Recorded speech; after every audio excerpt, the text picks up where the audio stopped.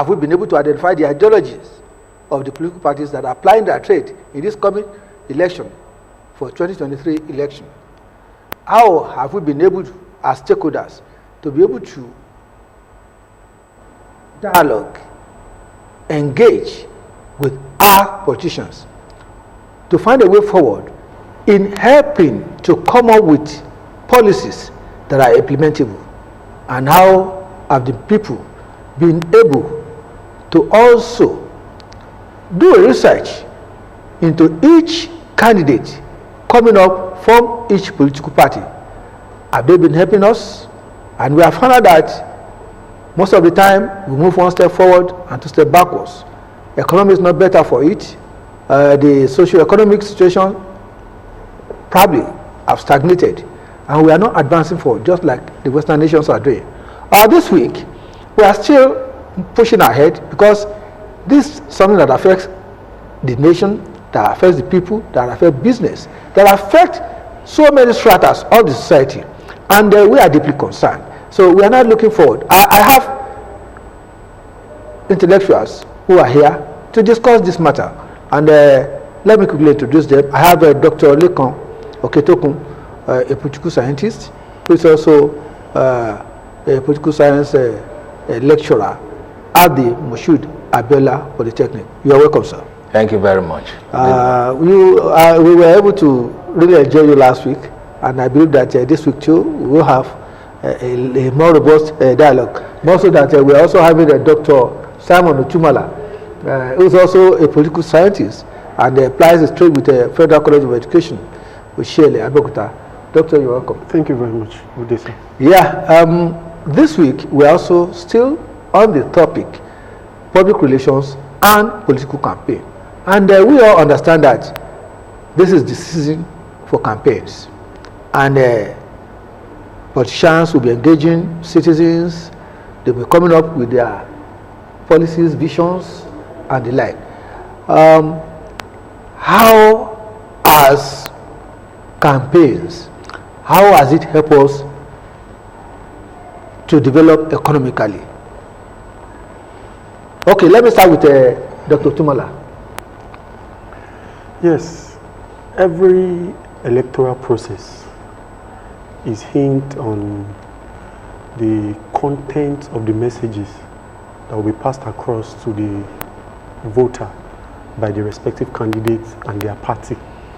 So automatically one is expected to look onto the political process as an improver of the lot of the masses. So in a democratic dispensation like us, we have every 4 years where people come to our politicians and candidates come to sell their party programs and manifesto to the masses and to the voters. So since that is the case, the economic implication or the economic driver of the society based on campaign is such that if we have a situation where the right campaign pattern is adopted, where all platforms, social media, the conventional media, papers, every platform is being adopted. So we are looking at a multiplier effect. We are looking at the fact that we're having this, all these tools that you are mentioning. We've been having them. We've been having them. So why in the course of your introduction, you made mention of advanced societies where we borrowed or copied democracy from as practiced in Nigeria. Really? Yes. Well, democracy has been an in-thing in Africa. Yes, it has been an in-thing, but representative democracy in itself, whether liberal, whether Marxist, are practiced from the advanced world. And there are scholarship to back up those positions. But in this case, we are talking about the economic implication. The economic implication should be such that if our political process is such that is institutionalized, is such that carries everybody along, it should be a win-win for everybody. This season should be a season where people will be glued to all media platforms, where they want to hear the programs and the manifestos of the respective candidates. But the reverse is almost the case. because we know it's either you are in the major political party or you are nowhere. Last week you were discussing individual candidacy with respect to campaign, and our respected scholar mentioned Chief Danifa Remi of blessed memory. As popular as he was in his days, could not win in his own constituency. Why? Despite the fact that he would have presented a very robust campaign, despite the fact that he had a place in the minds of the masses. We understand the way our political systems are structured. We understand what goes in. Now, the Nigerian political process is not like garbage in, garbage out. There's a tendency for you to put something in and get another thing, because it is not the norm. So we might not be able to measure the economic implication on the scale of rationality and on the scale of putting the variables on the ground, because the Nigerian political system. Why is Nigeria near Africa different? Maybe I want to say Africa is different because of who we are. if that suffices, Africa is different because of who we are. Well, I will ask Dr. Lekon Oketokun to explain who we are. Okay. But finish what you are saying. So now, what is applicable in other civilized clans? You know, this season, in the run-up to the election, we should have an engaging platform. Political parties should have sent their foot soldiers, their agents, canvassing and selling programs, and selling manifestos, and selling policies, 10 years development plan, 5 years development plan, 20 years development plan. But the reverse is the case. You know, in Nigeria, the cases will fix road, will fix electricity, will fix security, will fix employment. And those are things that should have been forgotten. Those are things that should have been forgotten by virtue of the fact that somebody was talking somewhere and said we can't describe Nigeria's democracy as nascent, because a democratic system that had existed for about 22 years, since 1999. So we should have set up machineries that should fly automatically. But here we are contending with the basics of campaign. Now, if you see programs, if you see campaigns of political party, it is neither here nor there. So how do you measure the economic benefits? Well, Dr. Tumala, I want to thank you so much. The nagging issue that is still bothering me, I think I have to ask Dr. Lekon Oketokun, who are we and why are things not working politically in the nation? Well, that's a very big question. But in answering that, I will also say that before we begin to say who are we have to also understand the nature of the state and the nature of politics in Africa. When you look at the nature of the states in Africa, the state is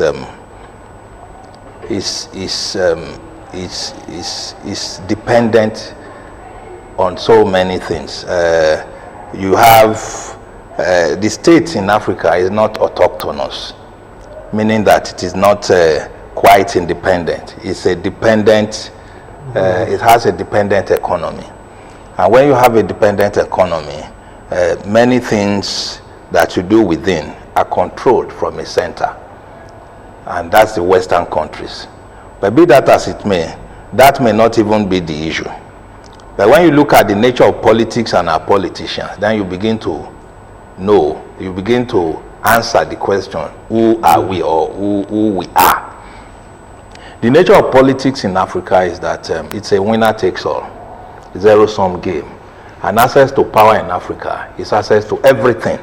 You begin to distribute resources, the authoritative allocation of values and everything, and what who gets what, when and how, becomes your own property. So when you look at those who are in office, they have personified the state.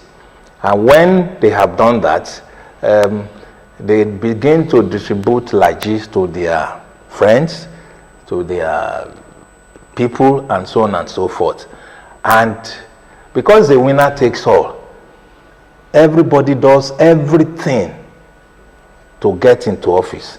And when you have that kind of system where it's winner takes all and everything is done to get into office, you cannot have the kind of benefits that will accrue from a normal system, because that time you are no longer seeing coming to power as coming to rendering service. Most of the time, because when you struggle for power, it is that you want to serve the society. But when you now make it a do or die affair, then it means that there is something else. If I want to come to serve in OGBC, for OGTV for example, I can't say I want to kill everybody to get here. If I am allowed to come in, since it is service I'm coming to render, it's okay. But once you make it a situation where you have to begin to kill, and in Africa, in Africa generally, people kill to get into office. People kidnap, people do all manner of things to get into office. And when it becomes that, then the dividends of the democracy may not really get to the people. Then secondly, even the process of getting into power in Africa and in Nigeria is too expensive. An average person who has the desire to serve, if he doesn't have a godfather or doesn't have billions of naira, will not get into office, because the process of selection, the primaries, is skewed against him. And these are some of the challenges. To become a councillor, ordinary councillor in Nigeria, you either have a godfather who says, don't worry, I'm going to back you, you understand me, or you are loaded with money yourself. Then you talk about the electioneering campaign itself. It's also very, very expensive. You need to get buses, go to the field and everything. You need to, the people you have even said should follow you, they depend on you to get to office. I mean, to get to venues where that campaign will be done. I mean, and don't be deceived. All those campaigns that you see, many of the party people that go there, they are sponsored by those political gladiators to get to those venues. They will hire buses for them. They will give them lunch. They will give them souvenirs and all those things. And at the end of the day, when they are going, they will still give them, okay, money for inconveniencing you to come to the. Now, all these things add to the cost. When are we going to wake up? When are we going to wake up? And that's why I talk about this program is supposed to be a problem-solving program. Yes. And we can't continue to delude ourselves and believe that this scenario must continue. And we need a shift in the course of doing things. Why must we continue to have leaders who are not visionary, leaders who are not committed to developing the nation? When you look back, people like Chief Obafemi Awolowo, you could see that within his own party, in a Unity Party of Nigeria or Action Group, you could see that the people who constituted the members of the party were able to come together and were able to identify him as somebody who could be the arrowhead to steer the ship of Nigeria. And he tried his best in the Western region, and which is visible up to tomorrow. Why are we not having that kind of leader, Dr. Tumala? Why are we not having that kind of leader? It's almost a difficult question to give an answer to. Why are researchers having issues and providing solutions? It is not, researchers don't have issues profiling solutions. Now, when policy options are raised, consequent upon findings, how ready are those people who are saddled with responsibility of implementing those findings? How much sincere? How readily available? Whose role is it to identify the people with sincerity? Now the fact is that in Africa, as in Nigeria, we have to sincerely question our leadership recruitment process. Because if you have people with good conscience and that are ready to deliver on the good of an office or on the good of democracy, what if they don't emerge? And because they don't have the resources to fund the recruitment process, you know, the Nigerian democratic space has been extensively monetized. We can't hide from that fact, such that if you are not the money bag, there is no way you will emerge. So that question has been settled from the word go. Now, if we have settled that, when the person that emerges has the wherewithal and he has used his resources to emerge, there is a tendency and the African person to want to recoup his investment. That is the second aspect that must have been settled across board. Now, when policy options are put on the table, I am a researcher. I have discovered this is a problem. I have presented to the implementing agency. Now, I can't be chasing them to implement these findings. It is across board. I've said this somewhere, that it is not as if Nigeria don't have solution to our problems. If you go to our research institutions, we have over 1,000,001 solutions to even the problems that that is not confronting the country. But the will to follow through what is on the ground is a thing that must be answered. Now, since 1999, fortunately for us, we've had 22 years of consistent democracy. So we won't say that we've not been able to elect our leaders by the ballot. So, but in these 22 years, we've been jumping from one level of problem to the other. Now, the nature of the average leader in the Nigerian democratic space is that who is first concerned about the self, concerned about the immediate family, if there is space, concerned about the brothers and sisters, then concerned about the extended, before it gets, we don't have selfless leaders around here. Now, the leaders of Africa of the 30s, you mentioned Awolowo. When they mention Western education, the first name that is mentioned is Chief Obafemi Awolowo. Now, if you mention contemporary education, who do we mention? Now, if you mention development in Nigeria, post-independence, there are names we can point to. But today, who are we going to? We are not saying that our leaders have failed in all respect, but we are saying that, can we match them side by side? The Awolowos, the Nnamdi Azikiwes. If we can't, then we need to relook at ourselves. Now, the issue in contest is that, is democracy serving its good? That is what we should ask, because we are talking about campaigns. We are talking about issues that surround the emergence of candidates. Now, if candidates call the bluffs, yes, elections, campaigns are very expensive. The media space, media houses must recoup their investment. So also the politicians. But the question is this: do the politicians take into consideration the average voter? You know, in democracy, every voter matters. The last voter is of utmost importance. Now, if that is the case, if we practice democracy in the real sense of it, how close are the political gladiators to us? Let me shift a little bit. We can't continue bemoaning our faith. Yeah.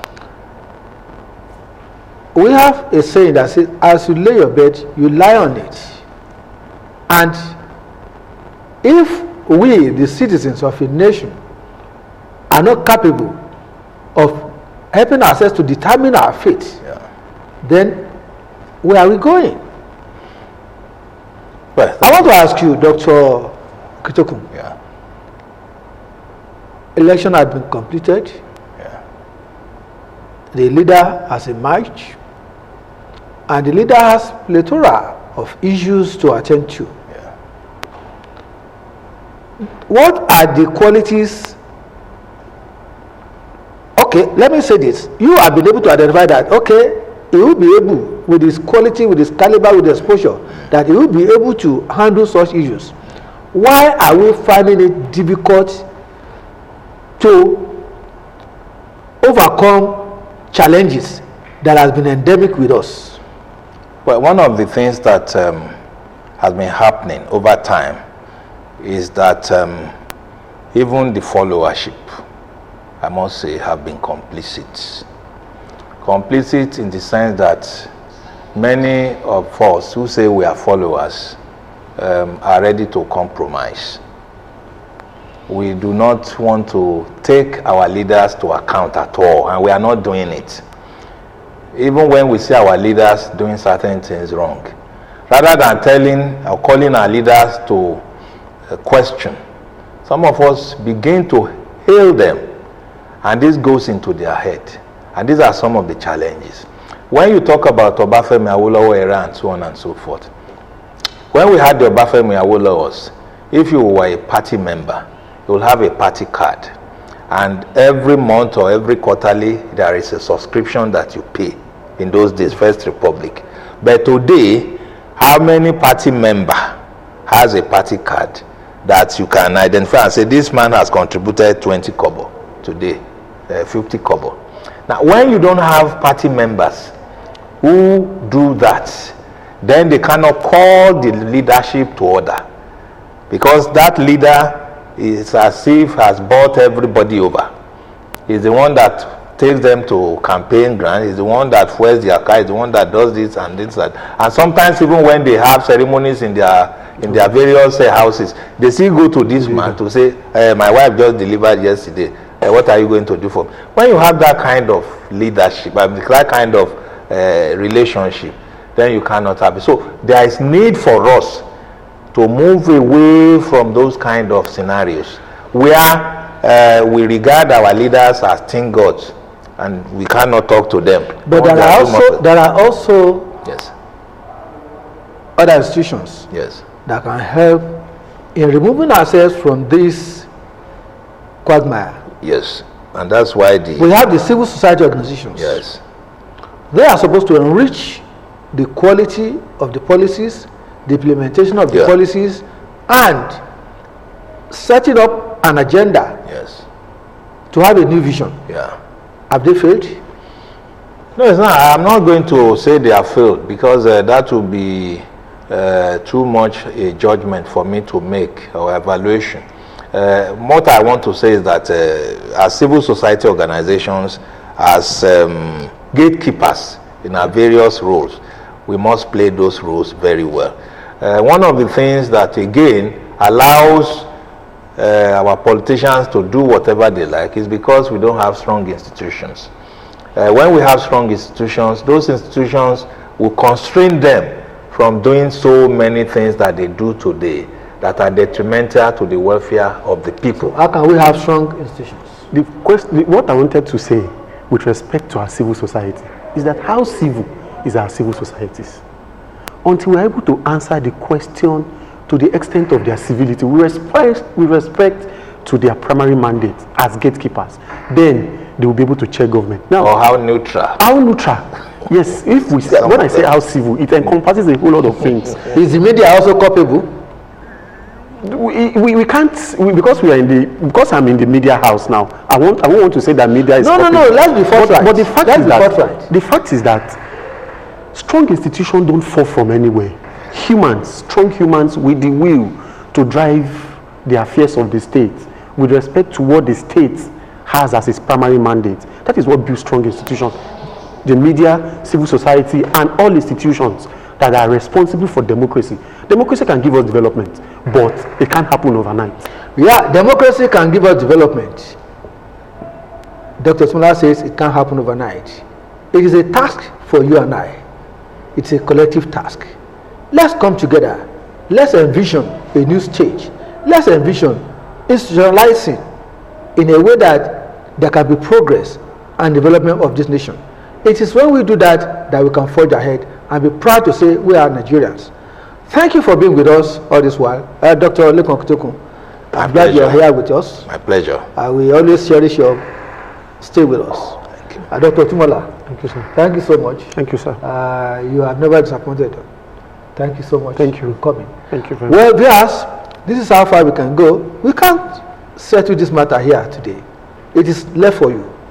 Let's do research. Let's come together and forge a better way forward to engender a better nation for Nigeria. Thank you. Until next week, I say bye.